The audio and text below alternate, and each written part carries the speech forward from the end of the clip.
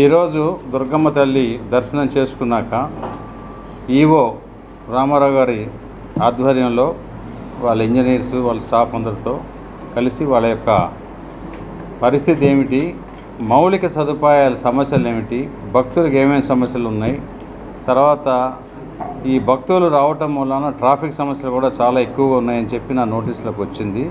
వాటికి ఆ సమస్యల్ని పరిష్కరించడానికి ఏమేమి మార్గాలు ఉన్నాయనే దాని మీద ఇంతకుముందు ప్రభుత్వం అంటే 2014 నుంచి 19 లోపల ఉన్న ప్రభుత్వంలో కూడా కొన్ని మాస్టర్ ప్లాన్లు తయారు చేయడం జరిగింది.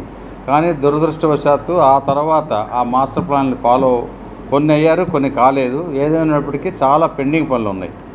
వీటికి పర్మనెంట్గా ఇంద్రకీలాద్రి ఆధ్యాత్మిక క్షేత్రం కింద దీన్ని ఎలా డెవలప్ చేయాలనే దాని మీద ఎవరితో సంప్రదించాలి అనేది డిస్కస్ చేయడం జరిగింది. ప్రస్తుతానికైతే మాత్రం ఇంకా చాలా పనులు ఉన్నాయి. క్యూ కాంప్లెక్స్లు ప్లస్ పార్కింగ్ ఏరియాస్ కట్టవలసిన అవసరం ఉంది. మళ్ళీ ఇంకొక రోజు ఫైనాన్షియల్ రివ్యూ చేసి ఓవరాల్ పరిస్థితి చూసి ఎండోమెంట్ మంత్రి గారితో కూడా మాట్లాడి దీన్ని ముందుకు ఎలా తీసుకెళ్లాలనేది ఆలోచిస్తాం. ఏదైనప్పటికీ కనకదుర్గమ్మ దర్శనానికి వస్తున్న భక్తులు ఇంకా కొంతకాలం ఓపిక పట్టి డెఫినెట్గా కొన్ని ఇబ్బందులు ఉంటాయి.